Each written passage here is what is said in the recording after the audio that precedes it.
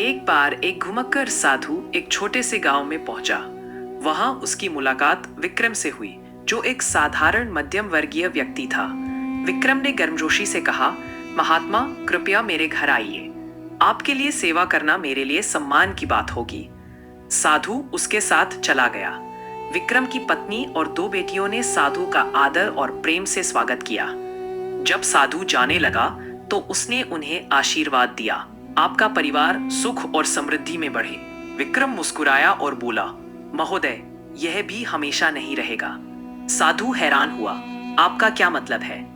विक्रम ने नम्रता से जवाब दिया, इस दुनिया में कुछ भी स्थायी नहीं रहता बाबा, यह सत्य है। 2 साल बाद साधु उस गांव में फिर लौटा। उसने सुना कि विक्रम ने सब कुछ खो दिया था। उसका घर बिक चुका था और अब वह एक जमींदार के लिए काम करता था। साधु जल्दी से उससे मिलने गया।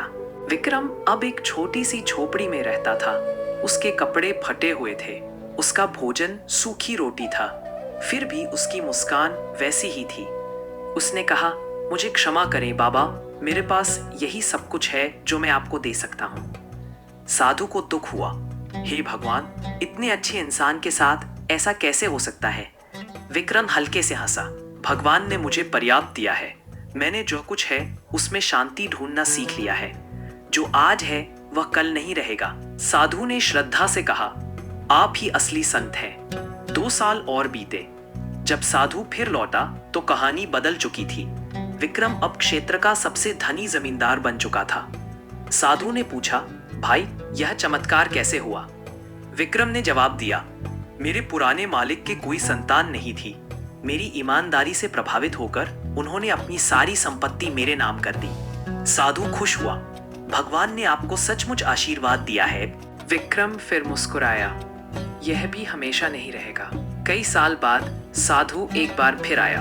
विक्रम अब इस दुनिया में नहीं था। उसका भव्य हवेली खामोश थी। कोनों में सिर्फ कबूतरों की गुडरवू सुनाई देती थी। विक्रम की पत्नी बीमार थी और उसकी बेटियां शादी करके घर छोड़ चुकी थी।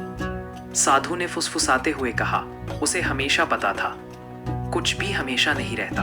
वह एक शांत कमरे में गया और दीवार पर विक्रम की तस्वीर देखी। इसके नीचे लिखा था, अंत में यह भी गुजर जाएगा। साधु मुस्कुराया। उसे आखिरकार समझ आया, विक्रम ही असली साधु था। वह जो हर पल में कृतज्ञ और शांत रहा। बाकी सब कुछ, सुख दुख, सफलता या असफलता, बादलों की तरह बदलता रहता है। यदि आज आप खुश हैं और आपका पड़ोसी संघर्ष कर रहा है, या आप दुख में हैं और कोई और उत्सव मना रहा है, तो ये याद रखें, ना खुशी हमेशा रहती है, ना दुख। समय बदलता रहता है और जीवन बहता रहता है। अच्छा समय आता है, बुरा समय आता है, और समय की खूबसूरती यही है कि कुछ भी ज्यादा देर तक नहीं टिकता। इसलिए जो फीका पड़ जाता है उसे पाने की दौड़ में न पड़े। उस पर काम करें जो रहता है, आपकी आत्मा। इसे शुद्ध रखें, इसे शांत रखें, क्योंकि जब आपकी आत्मा शांत होती है तो जीवन की हर स्थिति, अच्छी हो या बुरी, खूबसूरत लगने लगती है।